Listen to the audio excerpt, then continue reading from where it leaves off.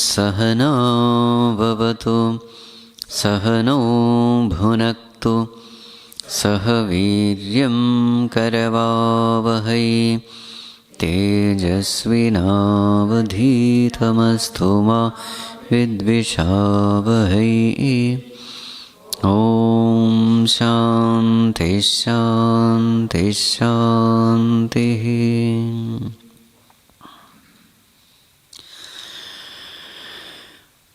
तव नामस्मरणं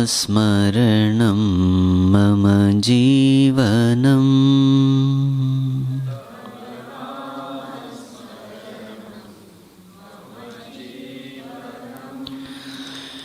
तव नामश्रवणं परमानन्दम्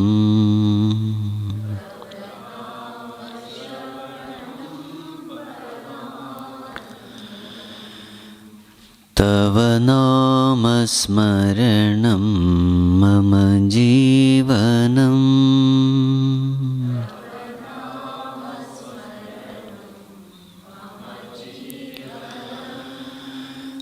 तव नामश्रवणं परमानन्दम्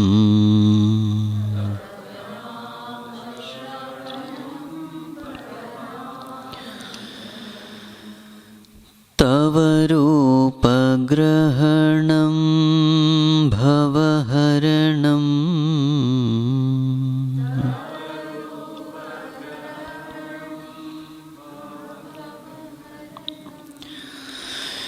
तव पादसेवनं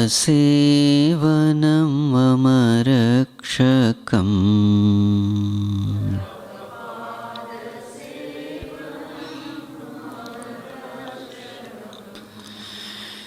तव रूपग्रहणं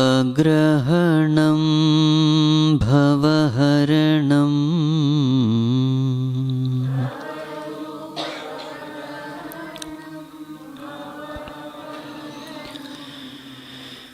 तव पादसेवनं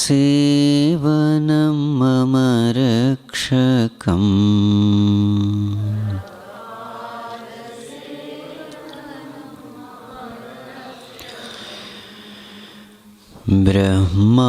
ब्रह्मानन्दं स्वामी नामम्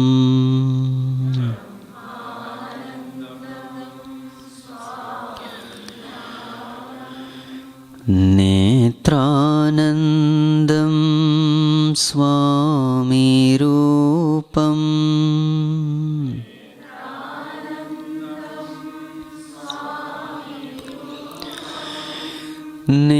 नित्यानन्दं स्वामी गीतम्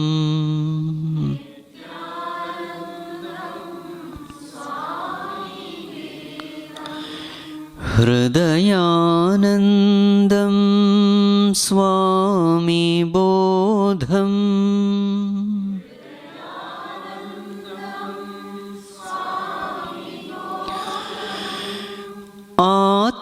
आत्मानन्दं स्वामी ध्यानम्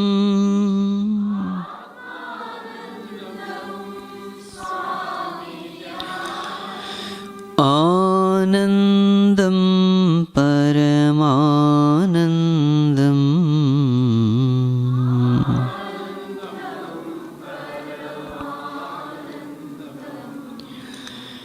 स्वामी सेवनमानन्दम्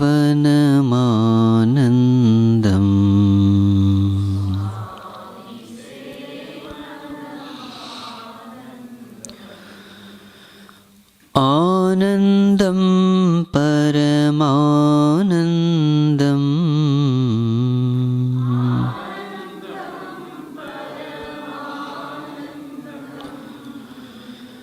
സ്വാമി സേവനമാനന്ദം.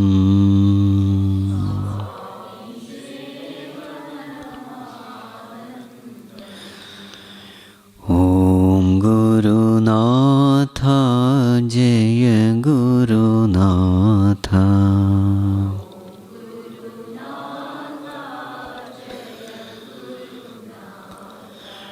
ഓം ഗുരുനാഥ ജയ ഗുരുനാഥ.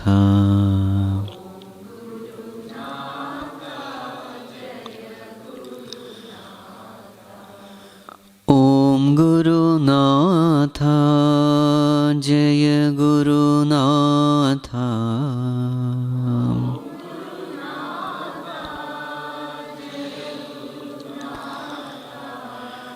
ഓം ഗുരുനാഥ ജയ ഗുരുനാഥ.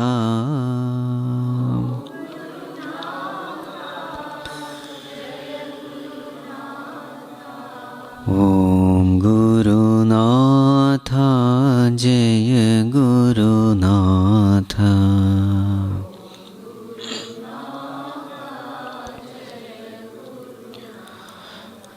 സദ്ഗുരുനാഥ മമ ഗുരുനാഥ.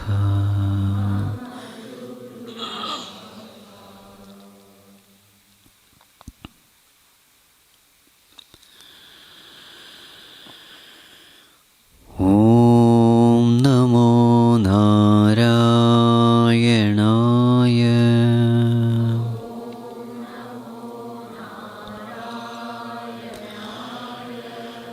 ഓം നമോ നാരായണായ.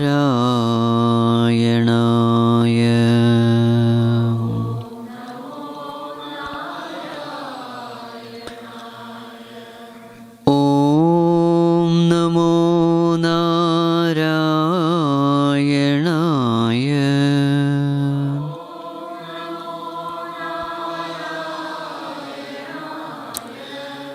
ഓം നമോ നാരായണായ.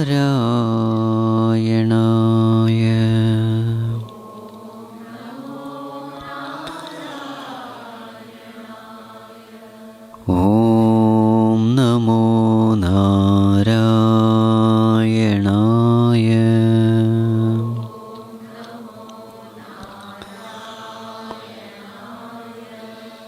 ഓം നമോ നാരായണായ.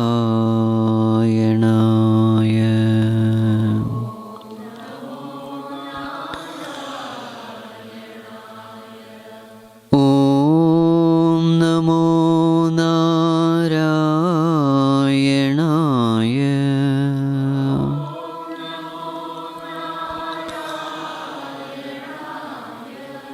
ഓം നമോ നാരായണായ.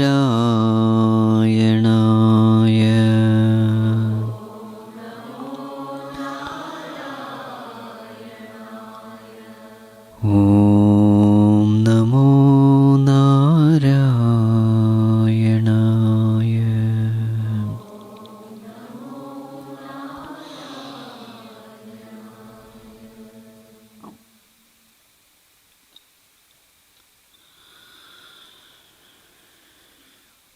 ഓം യം ബ്രഹ്മ സദാശിവസമാരംഭാം ശങ്കരാചാര്യമധ്യമാം അസ്മദാചാര്യപര്യന്താം വന്ദേ ഗുരുപരമ്പരാം. ശ്രുതിസ്മൃതിപുരാണാനാം ആലയം കരുണാലയം. നമാമി ഭഗവത്പാദം ശങ്കരം ലോകശങ്കരം. ശങ്കരം ശങ്കരാചാര്യം കേശവം ബാദരായണം. സൂത്രഭാഷ്യകൃതൗ വന്ദേ ഭഗവന്തൗ പുനഃ പുനഃ. സമസ്തജനകല്യാണേ करुणामयं नमामि चिन्मयं देवं सद्गुरुं ब्रह्मविद्वरं सद्गुरुं ब्रह्मविद्वरम्.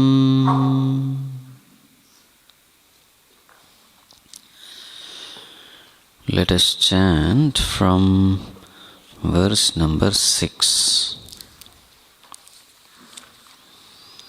page number 19.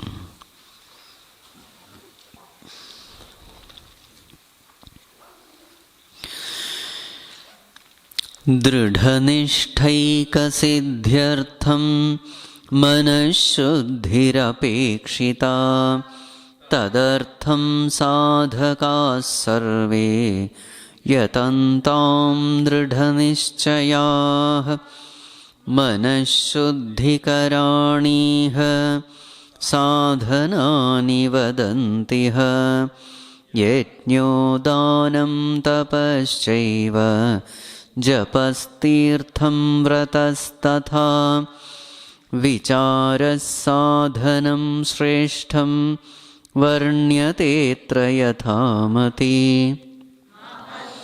तस्य वै प्रोक्तं कृष्णेन स्वयमेव हि न हि ज्ञानेन सदृशं पवित्रमिह विद्यते बहवो ज्ञानतपसा पूता मद्भावमागताः.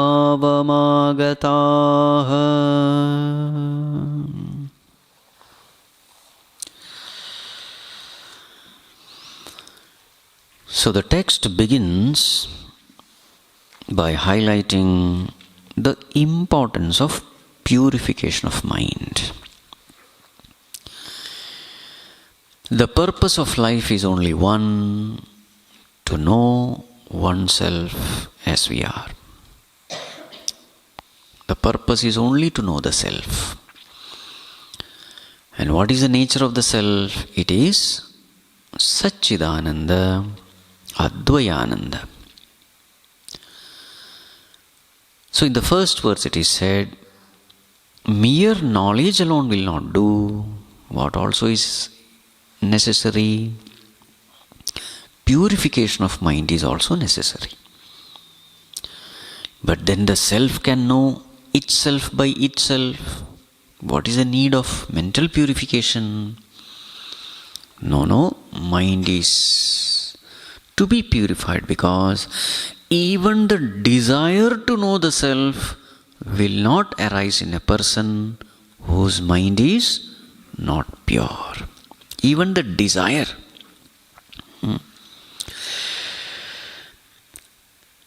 The whole world is designed, classified, constructed based on mental purification only. In this world we see all kinds of beings. Plants are there. Even higher evolved insects are there. Little more evolved birds. Little more animals. As far as the physical evolution is concerned, the final is human beings. But what is that entity based on which this evolution is categorized? So then the scriptures say it is based on only one. What is that? Purification of mind. Based on the purity of mind, the whole construction is designed. Even among human beings also, there are so many categories. Broadly, tamasic, rajasic and sattvic. Again, what is this tamasic, rajasic, sattvic? Again, it is nothing but mental purity. A rajasic person has more purity of mind than a tamasic person. A sattvic person has even great purity. So the whole world is designed based on only one factor. What is that? Mental purification. So higher we purify the mind, the more we purify the mind, the higher we evolve in life. And what is that last lap of evolution? The last lap of evolution is all about knowing the self. Till then, it is all survival. How to survive in this world? In the form of a body. All beings are worried only about one thing: survival. So, food, shelter, clothing. But in that last lap, the creation takes care of all the basic facilities so that this person can fully focus upon only one. What is that? Self-realization. The Prakriti takes care of it. Easily all these things are available so that this person need not worry much about the basic necessities of life. So that that person can fully focus upon that. So therefore, it is very truly said here, as long as the mind is not purified, this person will not have even the desire to realize the self. Then what will be the person doing? That person will be working hard for roti kapda makan. Right. But once that purification is attained, then just like a mother takes care of all the needs of her child who is busy studying for the exam, food is taken care, clothing is taken care, washing, everything is taken care. Why? You study, because tomorrow exam is there. Don't have to do anything else. In the same way, Mother Nature takes care of everything of that person who is fit for that last leap.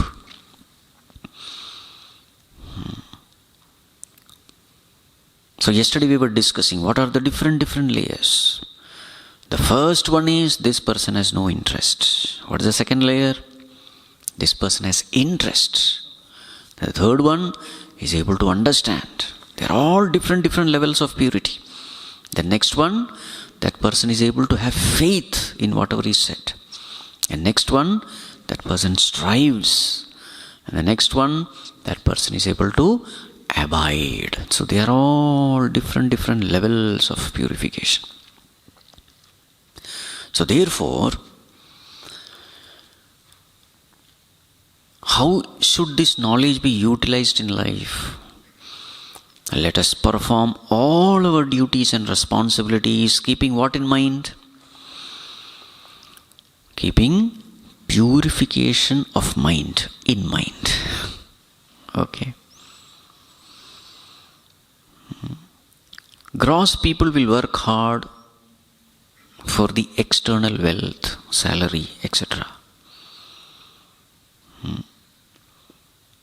But when you understand the scriptures, what is karma meant for? Chittasya shuddhaye karma, Viveka Chudamani. Navatu astu upalabdhaye, chittasya shuddhaye karma. So the more and more we understand, we start living spirituality in our day-to-day life. Everywhere spirituality can be practiced. It is not that only when you are meditating or doing japa you are spiritual. No. Everywhere it can be practiced. So then, once this goal is clearly understood, even the professional duties become a spiritual sadhana. It becomes a yajna karma. Even fulfilling the family duties also become a yajna karma.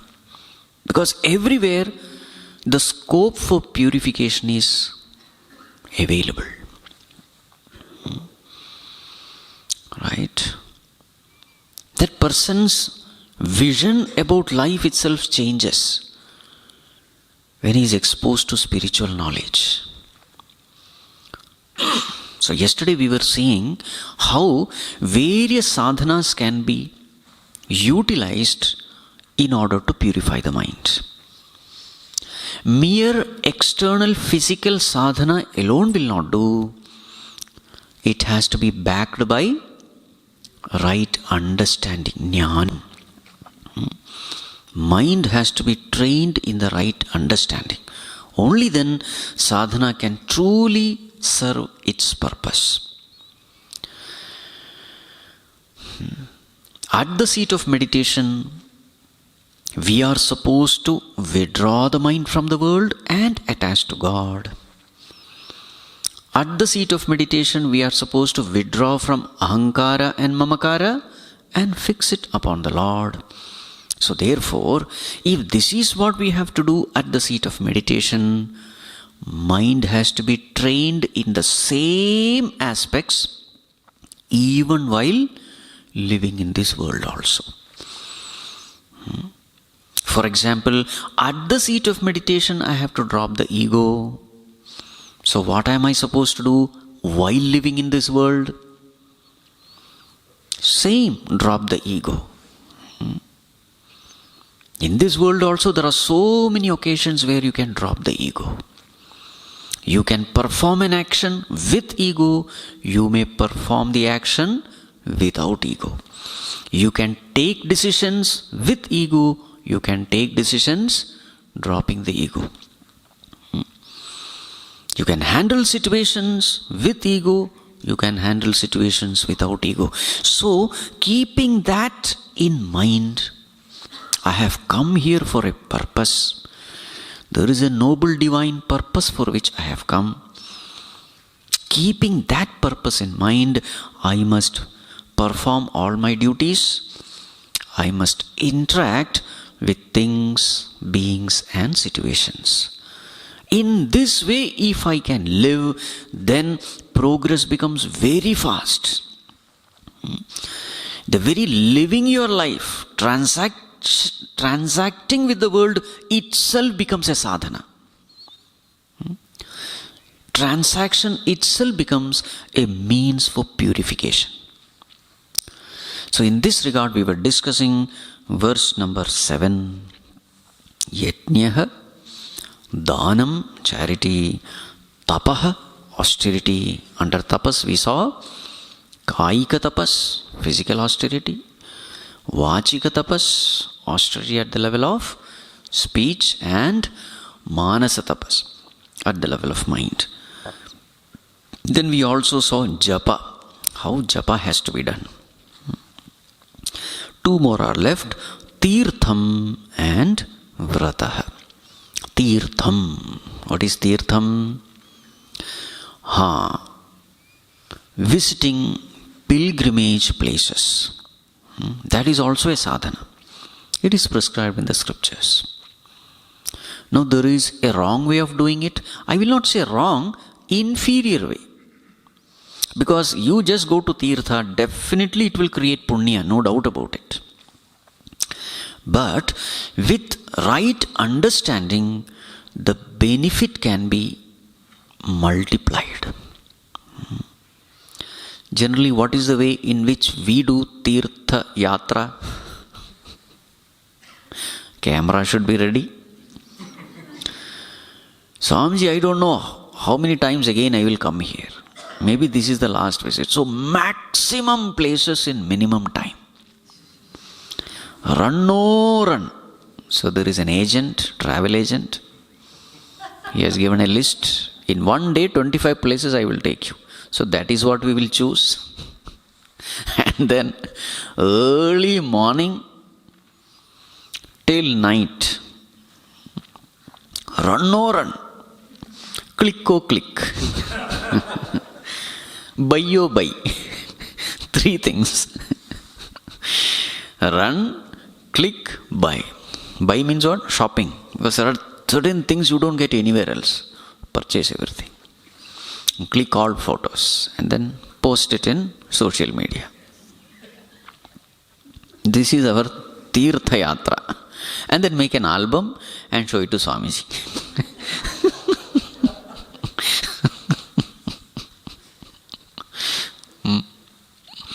Of course, that punya will be there, no doubt about it. But what is the right way of doing? That also has been mentioned in the scriptures. In Srimad Bhagavatam, etc., very clearly mentioned. When we go to Tirtha Kshetram, all these Tirtha Kshetrams are generally far away from the cities. You don't even get mobile network.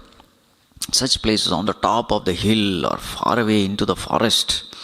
It is deliberately constructed in such places so that you will be away from your hustle and bustle of life. So when you go to such places, the first thing is study Sthala Mahima.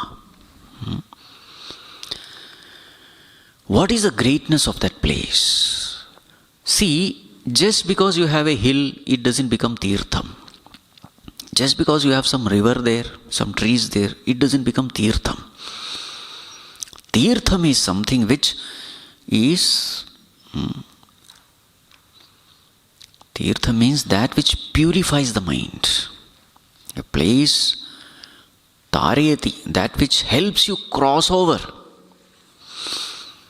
this birth-death cycle. Such a place is called Tirtham. How did that become Tirtham? Some spiritual event has happened there. Some Mahatma must have lived there. Some stories associated. First of all, study that.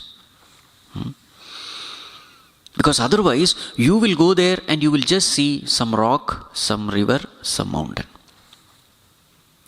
Whatever you see, you must be able to associate the external world with those spiritual events.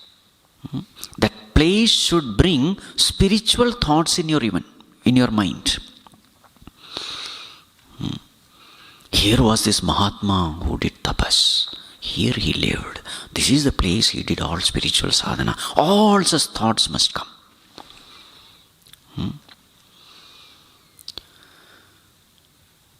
But that thought will come only when you have studied that Sthala Mahima. Otherwise it won't happen. So this is number one. Number two, in such places, keep away your mobile phones. Even if it works. Generally it doesn't work. Because otherwise people, they come there and hours together they are talking with their near and dear ones. Gone. Because where is the mind? The question is not where your physical body is. The question is where your mind is, because it is with your mind that you are going to do sadhana. Even if there are mobile networks, tell your relatives in that area there are no mobile networks. So they will not call you also. Keep away. Be in seclusion. Because such places are wonderful places to do sadhana. It is good to do sadhana because, see, so many people come there mainly for this purpose. So, amidst sadhakas, doing sadhana is easy. Amidst like-minded people, doing sadhana is very easy. Amidst worldly people, doing sadhana is very difficult. When everybody is turned worldward, turning inward amidst them is very difficult. When everybody is meditating, in such a congregation, meditating becomes easy. That is why satsang is glorified. Sangha, association with sat, good people, spiritual people. When you are in association with spiritual people, spiritual sadhana becomes very easy. It is like, in the river which is flowing in a direction, you just have to lie down and then you don't have to swim. You move because there is already a current which is taking you. So therefore in such places, automatically mind becomes indrawn. Because too much of glitz and glamour of the world is not there. It is away. You will always find that whenever you are into Mother Nature, exposed to Mother Nature, you feel like going inside. So then, in such places, more and more of sadhana must be done. There must be some Mahatmas. Find out if some Mahatmas are there. Find out some satsangs is happening or not. Go there. Attend satsang. Serve those Mahatmas, listen to them, spend time with them, and then be in solitude. Do more and more of sadhana. And generally in such places, physical comforts are very less. So then what? Has nothing much to eat. Away from the city you are, you don't get much thing. Only some few things will be there to eat also. Train the mind to live in the minimum and do more and more sadhana. Then what happens? Mind is charged with spirituality in such an environment. Mind gets exposed to a higher joy, the spiritual joy. And mind is given this education. What is education? Real joy is not the joy of material comforts. Real joy is the joy of spiritual bliss. Mind is educated. Once mind experiences this, that even with the minimum, I am so happy. Once mind experiences it, slowly what happens is, it starts developing dispassion. Dispassion means disinterest towards worldly things and beings. It comes to know that I can be happy without all these crutches in life. All these things are not necessary. With the minimum also, I can be happy. In fact, I am more happy with the minimum. Once this education is given to this mind, you carry that educated mind back into your material world. That mind remembers this. So such Tirtha Kshetra visits should be used to develop dispassion, develop devotion, intensify your sadhana. In this way, if you spend, then that Tirtham becomes a wonderful means for purification of mind and spiritual evolution. Right. What is the next one? Vrataha. Vrataha means vows. I take certain vow that I will do this, I will not do this, whatever.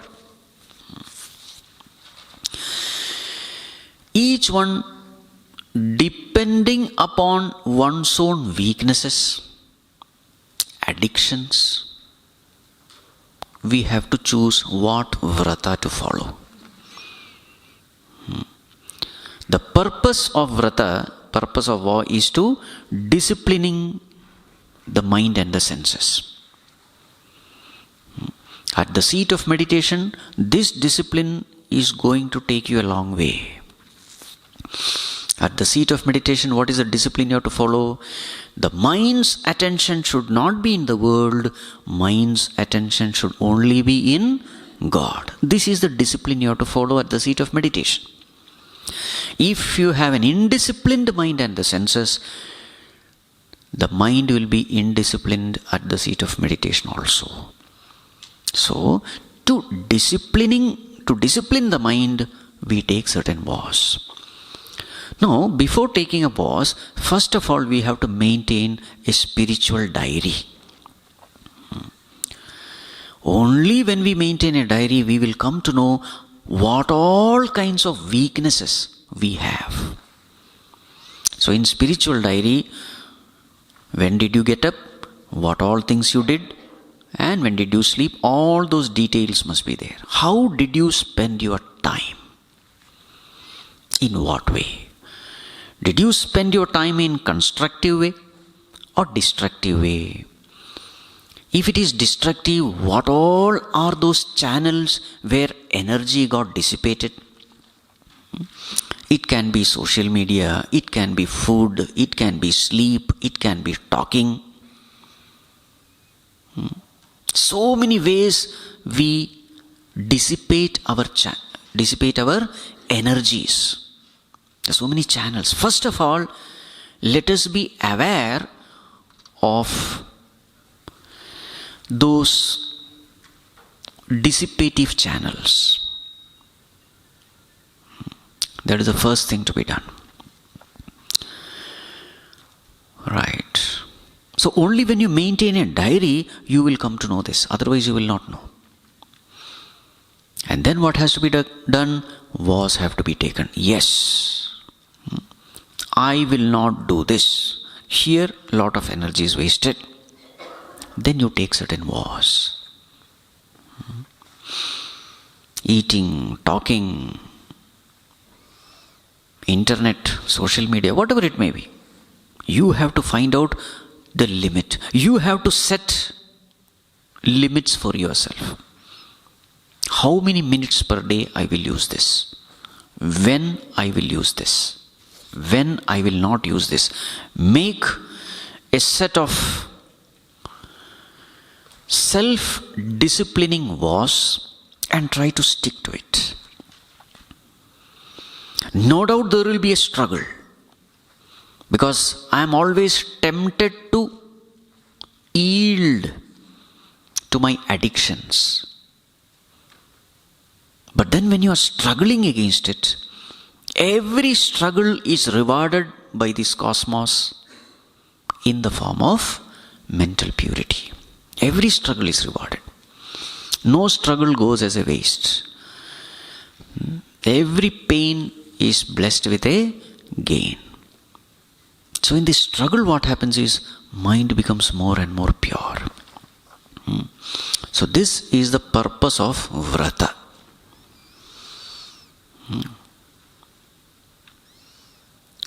Right. So always you must ask this question: this discipline, that which I am imposing upon myself, how is it going to help me in my meditation? There has to be a relationship. That is called as vichara. That is called as right understanding. So tapas has to be done. All the spiritual sadhana has to be done with right understanding. The means and the goal should be very clear. Then all the sadhanas become very, very productive, useful, effective. Right. So now come to verse number 10. Page number 30. Etad bhagavato vakyam swatma shuddhyaika siddhaye vicharyate maya samyak Shri Harir me prasidatam Etad bhagavato vakyam swatma shuddhyaika siddhaye vicharyate maya samyak Shri Harir me prasidatam. Etad Bhagavatah Vakyam. This is the statement made by Bhagavan himself. What is the statement? Previous one. Nahitnyanena sadrisham pavitramiha vidyate. Bhagavan himself has made this statement that the greatest means to purify the mind is right understanding. Training the mind in right thinking. This is the greatest means of purification. Bhagavan himself has said this. Etad bhagavatah vakyam. This is a statement of Bhagavan. For what? Swa atma shuddhi eka siddhaye. For the purification of mind. Therefore, maya samyak vicharyate. So therefore now I am going to do enquiry, vichara. I am going to think in the right way. Shri Harir me prasidatam. May Sri Hari shower his grace and blessings upon me. So this right thinking is based on the scriptures. So what all the scriptures what do say, based on that I am now going to do enquiry into the truth. Okay. So now the enquiry begins. Vichara sadhana begins. So this is the way we have to train our mind in thinking what is right, what is wrong, what to do, what not to do. So what is the sadhana called? Vichara sadhana. Training the mind in right thinking. Okay, now it begins. Verse number 11, page number 34. Ragadveshadayah kamaha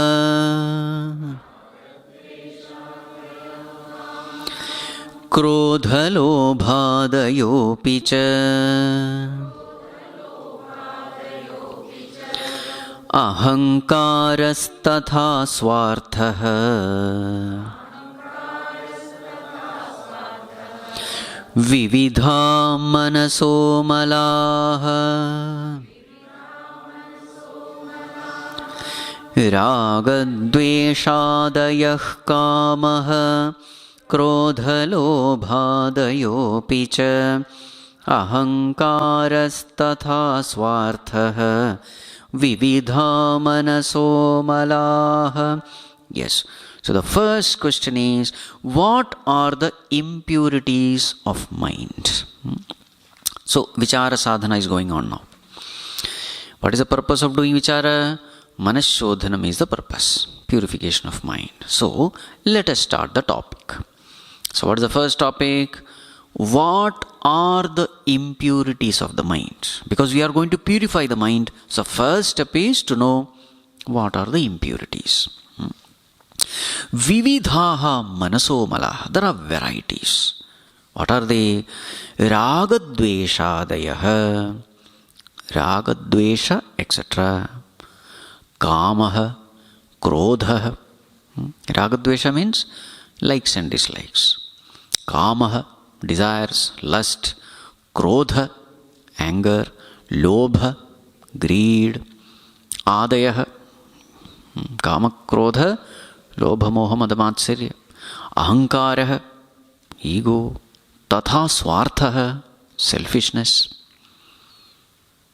There are so many such. Some samples are given here. Some samples, plenty are there. Vividha manaso malaha. They are all the impurities of the mind. Why do we call these emotions as impurities? Why do we call it as impurity? It is called as impurity because these emotions prevent us from knowing the truth, prevent us from knowing ourselves. How does it prevent? Whenever there is raga dvesha, let us say, to know the truth, what are we supposed to do? Attention has to be focused upon the self. Consciousness has to turn into itself. That is called as attention. Attention has to be turned towards the self. But whenever these emotions come, what happens to our attention? Consciousness identified with the mind. Mind is extroverted. So what happens to consciousness? Extroverted. So where is the attention? Outside. For example, I have raga, attachment towards someone. Where does the mind go? Towards that thing or being.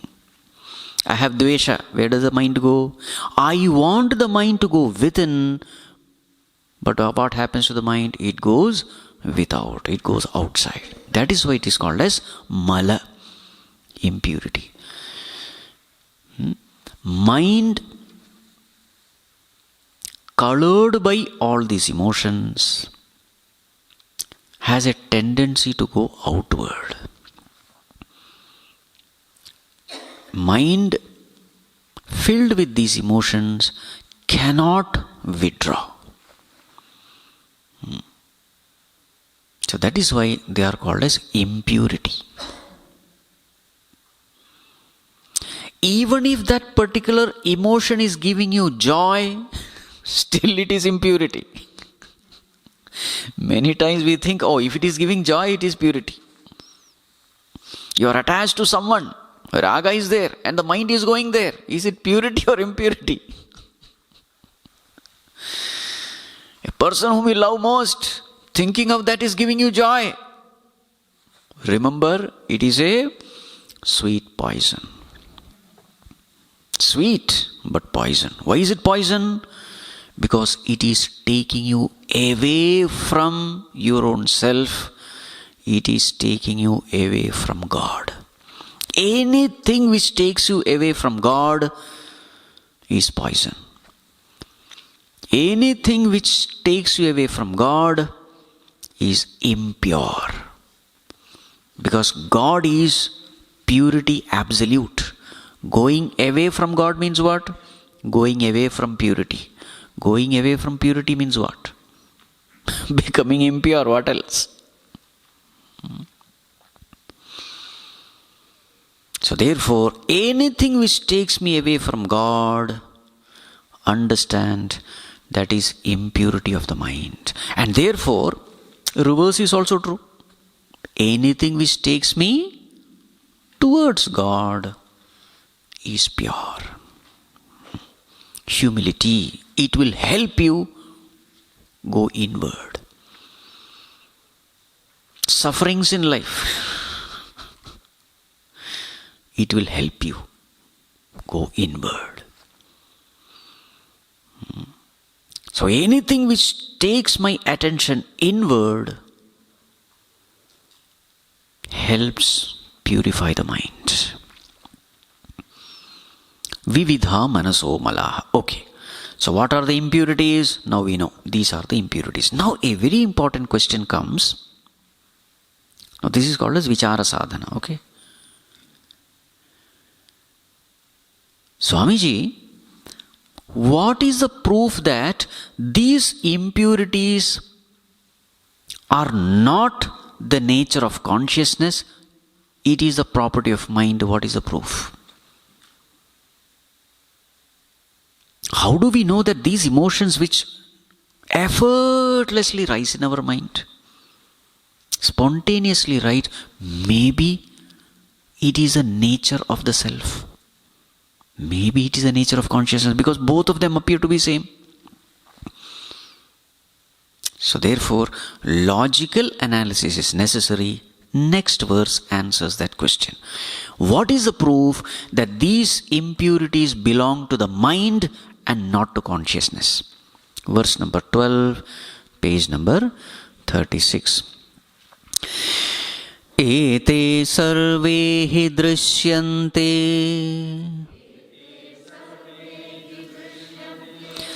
chitte chalati jagrati pralinam cha yada chittam naitesham drishyate gatihi ete sarve hi drishyante chitte chalati jagrati pralinam cha yada chittam naitesham drishyate gatihi. Ete sarve, all these negative emotions, drishyante, it is seen, they are seen. When are they seen? Chitte chalati jagrati. In the waking state, when the mind is active, all these negative emotions are seen. Pralinam cha yada chittam, when the mind dissolves in sleep. Pralinam. In sleep, when the mind disappears, nai etesham drishyate gatihi. We don't see them. So these negative emotions, they appear when the mind appears, and they disappear when the mind disappears. So therefore, these negative emotions belong to the mind and not to consciousness. See the logic. So this technique is called Anvaya Vyatireka technique. Anvaya Vyatireka, very famous technique used in our scriptures. What is Anvaya Vyatireka technique? When entity A exists, B also exists. When entity A disappears, B also disappears. If this relationship is seen, then we can say entity B depends on entity A. This is the Anvaya Vyatireka technique. For example, very famous example. What is that? Fire and smoke example. Yatra yatra agnihi tatra tatra dhumaha. Wherever fire exists, there is smoke. Or rather, wherever there is smoke, yatra yatra dhumaha tatra tatra agnihi. Wherever there is fire, there need not be smoke. But wherever there is smoke, there is fire. So therefore, when the smoke is there, fire is seen. So therefore we say smoke depends on fire for its existence. It is impossible to have smoke without fire. So therefore, smoke depends on fire for its existence. So both are necessary, Anvaya and Vyatireka.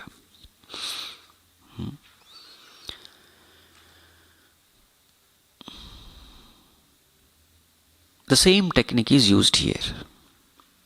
How do we know these impurities belong to the mind? When the mind is, impurities are. When the mind is not, impurities are not.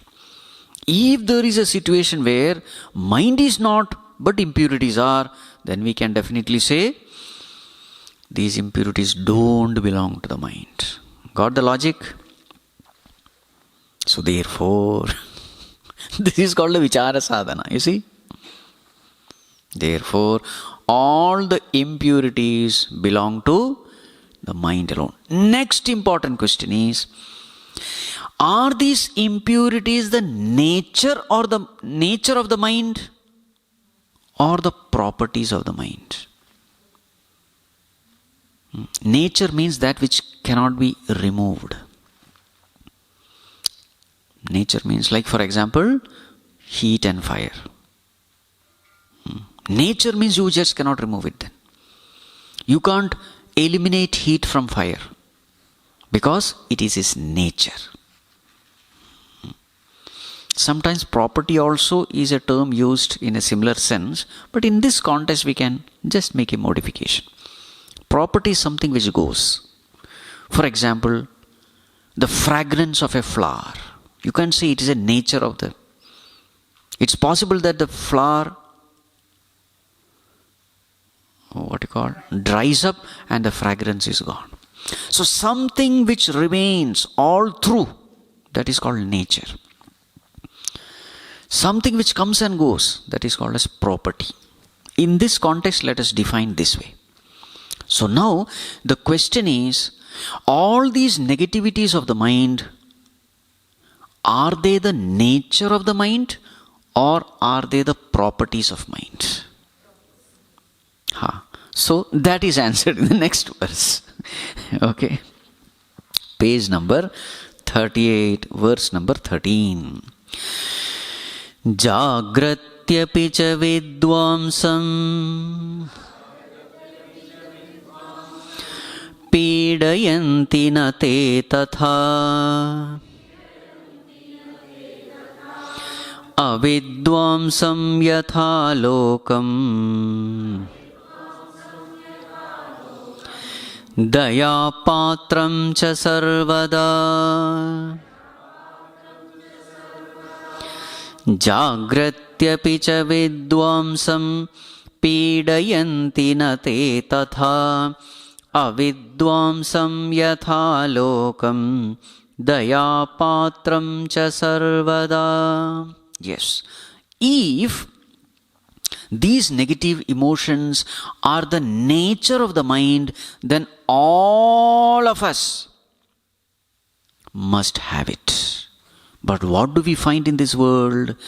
Jagrati api vidvamsam te na pidayanti. Vidvamsam, wise people, enlightened people, even the sadhakas also, advanced sadhakas also, vidvamsa, wise people, knowledgeable people, we clearly find in their life that these negative emotions don't trouble them. In their behavior, in their thinking, in their behaving, in the way they carry themselves, the way in which they handle situations, very clearly we see they are free from all these negative emotions. Unlike avidvamsam lokam, unlike ignorant people. As far as ignorant, gross people are concerned, they live in it. Every action, every speech, you can see that stink of all these negative emotions. So two categories of people we see in this society. The knowledgeable people who are very much away from all these negative emotions, and the ignorant people who are filled with these negative emotions. That itself shows what? Both of them are in Jagrata Avastha. It is not that the knowledgeable people, they are not having mind. No, they are having mind. But these negative emotions are not there. Therefore, what is the conclusion? These negative emotions are not the nature of the mind. Because if it is a nature of the mind, then we can stop study of Manah Shodhanam here. Because it is a nature, you can't do anything. The very fact that wise people have got rid of it, that itself shows that we can get rid of it. That itself shows these negative emotions are not our nature. They are all acquired property. So if it is an acquired property, what does it mean? You can give it up also, get rid of also. You see? Are you able to see the logical thinking here? This is vichara sadhana. To do vichara sadhana, you must be to some extent evolved. Otherwise, this is not possible. Gross sadhana can be done. Physical, lot of torturing is very easy. This is vichara sadhana. Sadhana is happening at the thought level, thinking level, right thinking. And this is the highest sadhana. Okay?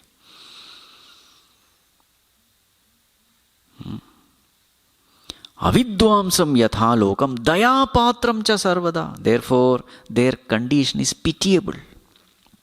We see helplessly that person gets angry, shouts at everyone, gets irritated. He is disturbed and he makes everybody disturbed. Daya patram, poor fellow. You can only have pity. You see? So, what is the conclusion? These negative emotions are acquired property, so definitely we can get rid of them. That is what is said in the next verse. Verse number 14, page number 40. Tasmadajnanamevatra sarvada dukkha karanam tatsvarupam hi jnatavyam vicharena maya tasmadajnanamevatra sarvada dukkha karanam tatsvarupam hi jnatavyam vicharena maya. Tasmat, therefore, ajnanam eva atra dukkha karanam. Therefore, so two categories of people in the society. The knowledgeable people are free from these negative emotions. Ignorant people, they are filled with these negative emotions. What is the difference between knowledgeable people and ignorant people? What is the difference? One has knowledge, the other does not have knowledge. So therefore, what makes the difference? Knowledge. Tasmat ajnanam eva dukkhasya karanam. Ignorance is the source of sorrow. See the conclusion. Knowledgeable people have knowledge. With that right knowledge, they are free from sorrows. Ignorant people don't have knowledge. Because of the absence of knowledge, they have a lot of sorrows. So what is the cause of sorrow?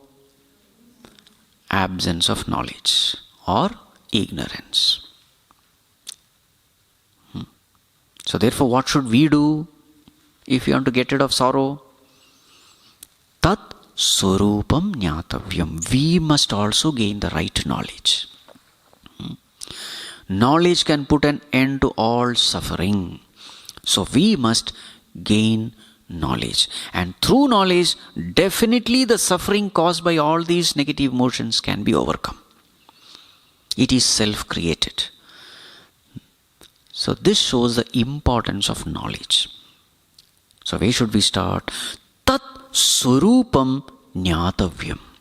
Jnatavyam. We must understand the surupa of the impurities of mind. Surupa means what? Nature. Where is it coming from? How is the mind becoming impure?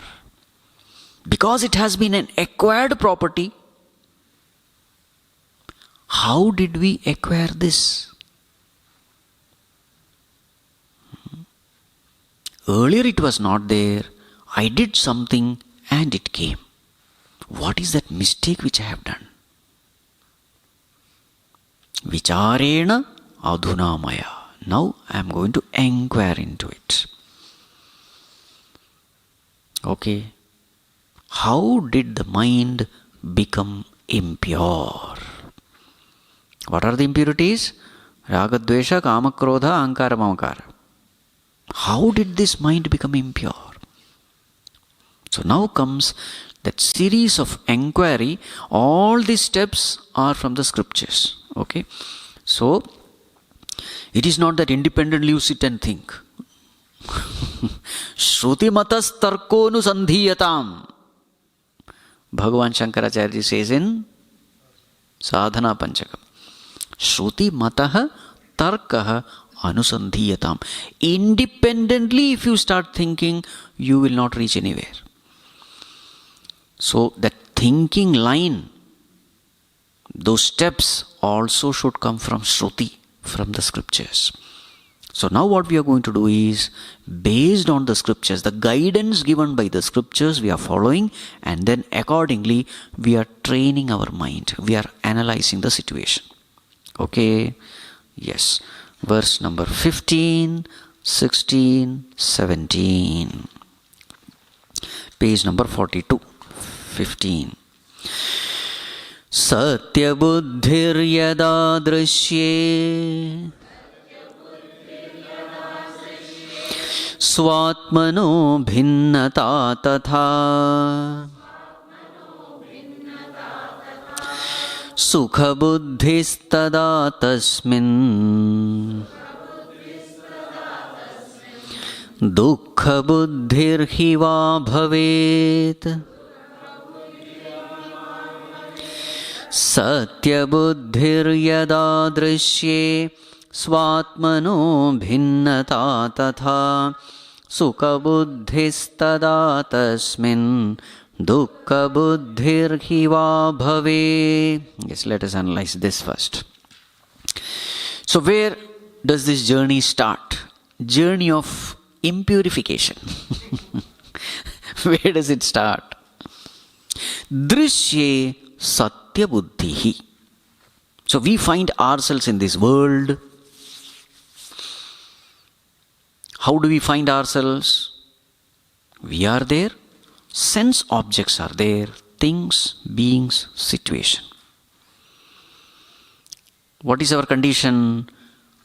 Atmanah bhinnata. They are different from us. Things are different. Beings are different.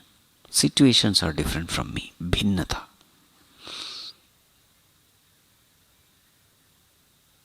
Then what? Satya Buddhi. Not only I see them as different, I consider them as real. Satyam. Yes or no? Whatever I see, I don't think that it's an illusion. No.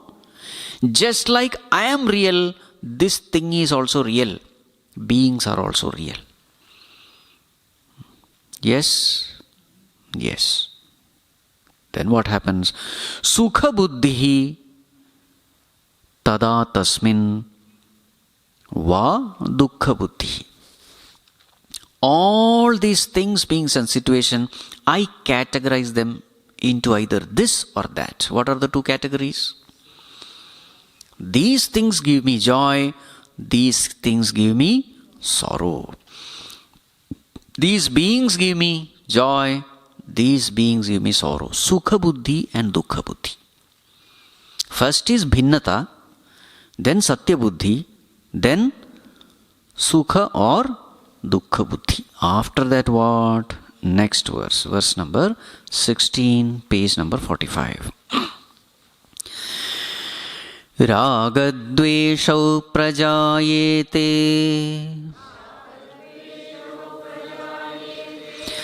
tada chitte vrthaiva hi tabhyam hyaham pravarteva nivarte lokavastuni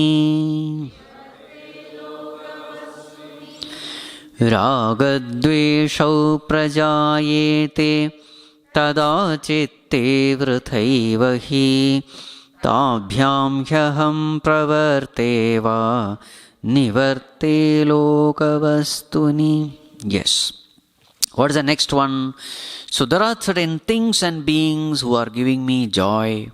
Certain other things, they are giving me sorrow. So what is the next step? Ragadveshau prajayete. I have ragadvesha. Raga means attachment. Attachment towards whom?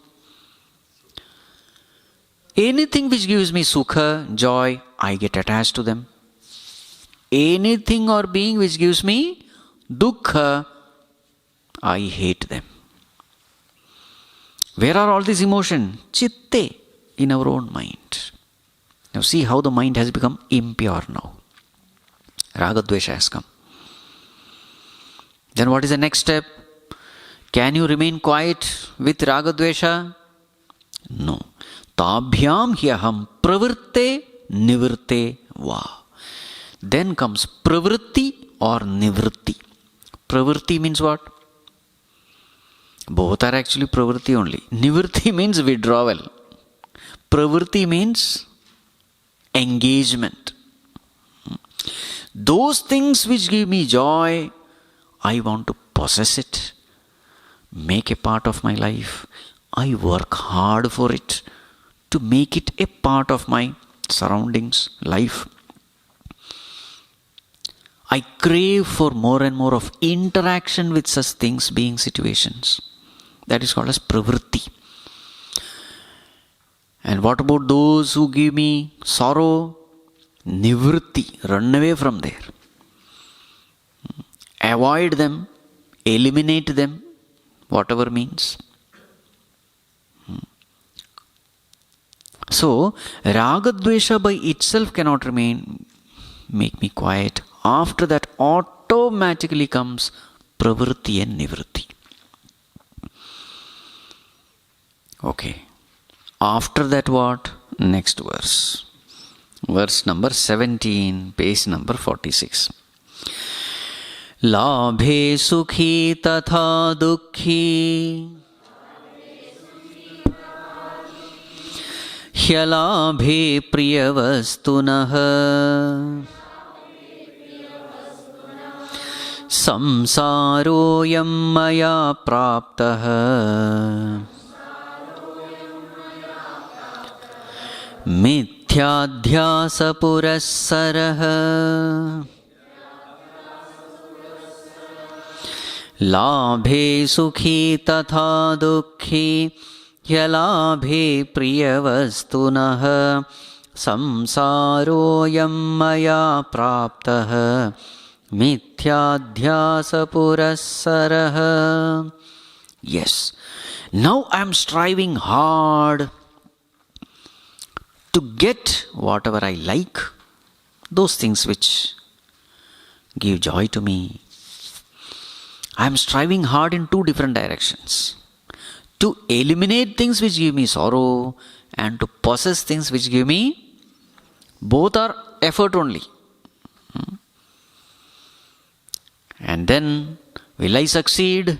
It depends. Labhe sukhi. When I get those things which are conducive, I am happy. Alabhe dukhi. Priyavastunah labhe sukhi. Priyavastunah alabhe dukhi. Priyavastu, that which I consider dear. When I get it, I am happy. When I don't get it, I am miserable. Samsaroyam maya praptah. Now I am fully established in samsara. Okay. Mithya adhyasa purassarah. Mithyadhyasa purassarah samsarah. Now, all these things, beings and situation, actually speaking, they are all adhyasa, superimposition. Mithya adhyasa, they are all illusory things, beings and situation, they don't even exist. But now, throughout my life, I am now chasing these illusory things, beings and situations. Now, you can see a vicious circle here.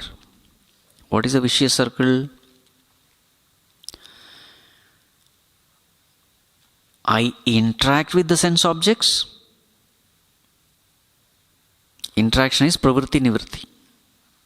After interaction, that object gives me either sukha or dukkha. After sukha dukkha, raga dvesha. After raga dvesha, what is the next step? Raga dvesha prerita karma. This is the vicious cycle now. Karma, karmaphala, sukha dukkha, ragadvesha. Based on ragadvesha, again I perform action. Based on that action, karmaphala, sukha dukkha, ragadvesha. Are you able to see this cycle? This is called as samsara. Samsara means what? Coming to this world and going through this experience of physical existence.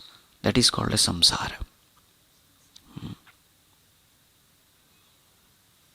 Samsarati iti samsara. Constant change. There is a reason why we are in this body and we are transacting with this world. Why did we come to this world? There is a reason. This is the reason.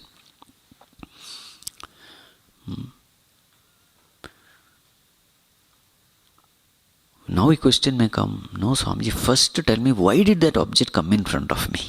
A problem started with that. Object came in front of me, then I had to interact, and then interaction, raga, dvesha, problem. First step. So see, so the answer given is this. Any desire entertained by an individual mind will be materialized by the cosmic mind. Cosmic mind means what? Total mind. You may call it Hiranyagarbha, you may call it Ishvara, you may call it Saguna, Brahman, whatever. God. Any desire I entertain, that desire will be fulfilled by the cosmic mind. What is my mind? Individual mind. The cosmic mind will fulfill any desire entertained by the individual mind. This is the law of this cosmos. How does that cosmic mind fulfill the desire? I am desiring a sense object. So in order to indulge in that sense object, experience that sense object, what all things are necessary? Number one, object is necessary. Number two, sense organ is necessary. Number three, a body is necessary. Mind is necessary. Intellect is necessary. BMI is necessary. So what all things are necessary? First, the world of OET. Objects, emotions, thought. The object to be experienced, that is necessary. What is the second one? The instrument to experience that object, that is necessary, which is BMI. And then a conducive environment where these two come together. If the body is born somewhere and the object is born somewhere else, it's of no use. Both of them have to come together. So the cosmic mind designs and plans this. What is a desire? Vasana. So the cosmic mind is designed to fulfill all our desires in this way. So why is cosmic mind presenting certain sense objects in front of us? It is because we have asked for it. How did we ask the cosmos that particular sense object? By expressing a desire. Just like when the child expresses a desire and the mother and father manifest that desire for the child. In the same way, cosmic mind is the father and mother. Individual mind is the child. You ask something from the cosmos, cosmos will have to give you.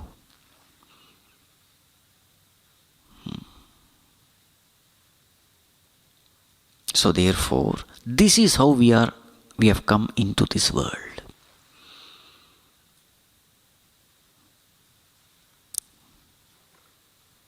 So who is to be blamed? Cosmic mind or the individual mind? Sense object will not come to you without you are asking for it, good or bad. So therefore, we desired, cosmos provided. So if I have to come out of this vicious cycle, what should I do? Stop desiring.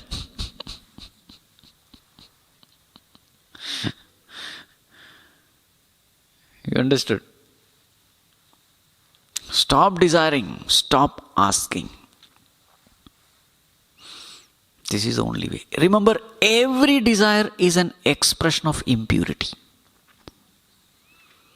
Except desire for God, desire for liberation, except those desires, every other desire is an expression of impurity, because that desire will ensure you are coming back again and again to this world. Any worldly desire will bring you back to this world. Coming to this world means what? Separating from the Lord. Remember. Because when you are asking the world, worldly things being objects, things being situations, when you are asking the world, remember, you are asking for an extroverted mind.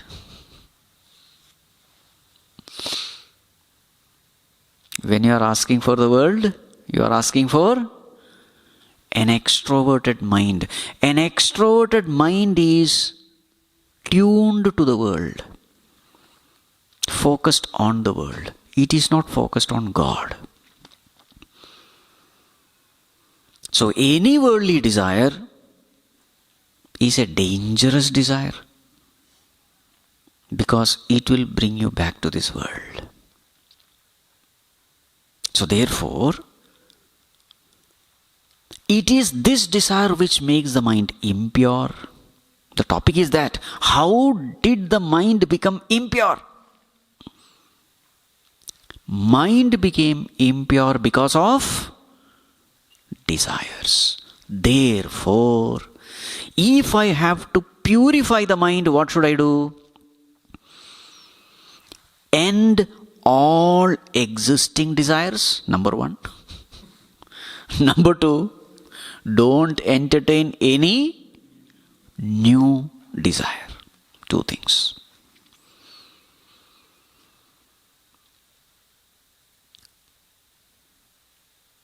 If the vessel carrying water, if it is carrying impure water, how to clean the vessel? Go on pumping clean water. Don't pump in unclean, impure water. In the same way, whatever desires we have, get rid of it. Don't entertain any new worldly desire. Asanga shastrena drudhena chitva. Cut it off. Asanga shastra. The acts of non-detachment. The acts of detachment. Non-attachment. And now, is it practically possible? That is the next topic now. How to get rid of existing desires? How do these desires express itself? It expresses itself in so many negative emotions. All our desires express as various moods of the mind, emotions of the mind. For example, kama, krodha, lobha. According to the topics discussed here, bhayam, shoka, moha, dambha, himsa. So many few topics are taken up. They're all expressions of a desire. You have to win over those desires, sublimate those desires. See, the discussion started by saying, sense objects are seen separate from me and I have Satya Buddhi. Swamiji, the best thing is, consider the world as illusion. That would be the best, no? It's not practically possible. Because we are already in the world and we are very clearly seeing things, beings and situations very, very clearly. It is real for us. You can't just imagine that they are all illusion. That will not work. Suppose you have put a knot. How to untie the knot? The very same way in which you have put the knot. Go back. If you have entered into a gate, into a very complicated thing, the very same entry path is the exit path. So to here also. How did I enter into this mess? I went on living my life based on my desires.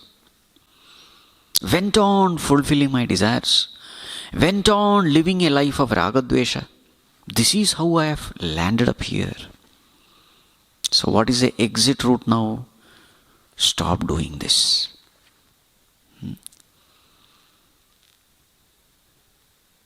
How to stop doing this?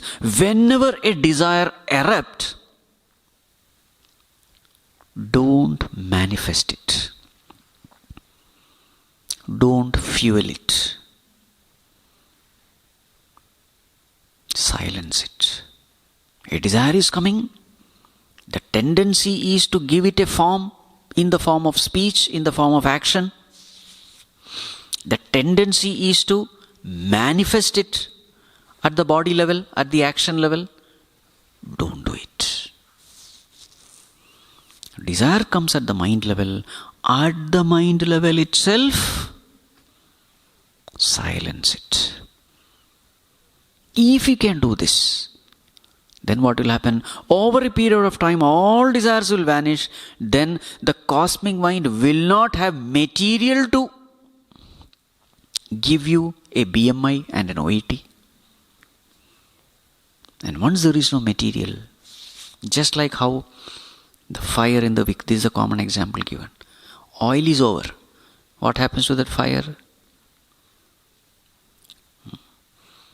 That oil is the desire, the vasanas. Dry up that oil. How? Existing vasanas you exhaust it. Existing desires you exhaust. Existing emotions you sublimate it.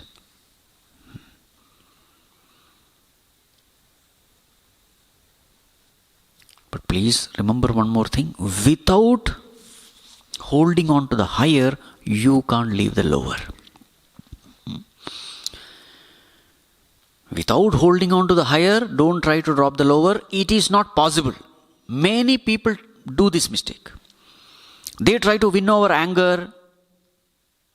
They fail. They try to win over all these desires. They fail. Unless you hold on to the higher, you cannot drop the lower. That also has to be kept in mind. So now, tomorrow onwards, we are going to discuss these topics. They have been taken from Srimad Bhagavatam. So Guruji has directly taken, some 4 verses are taken from Bhagavatam. How to win over these negativities of the mind, these desires of the mind, that we will see tomorrow.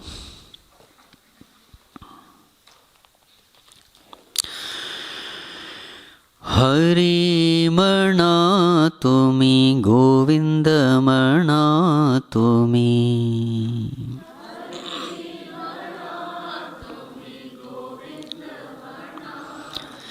Gopala Mana Hari Narayana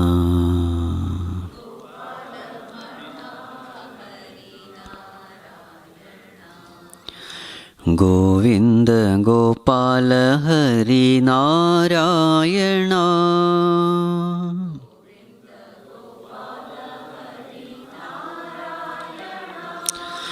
Ram Mana Raja Ram Mana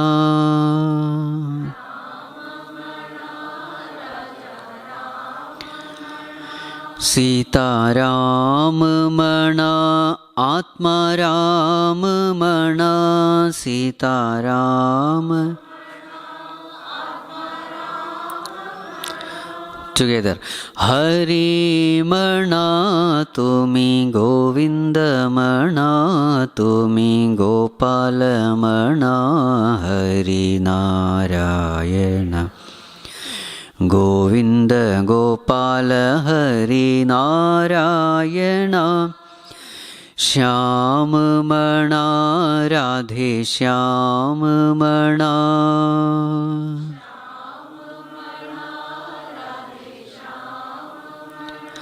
Ghana Shyam Mana Megha Shyam Mana Ghana Shyam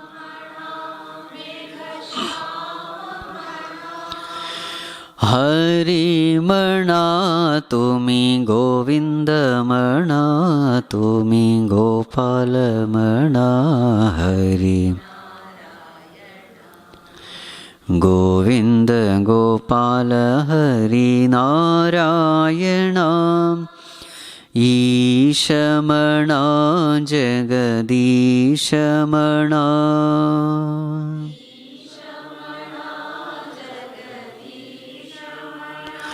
Paramesha Mana Sarvesha Mana Paramesha Mana Hari Mana Tumi Govinda Mana Tumi Gopala Mana Hari Govinda Gopala Hari Narayana Govinda Gopala Hari Narayana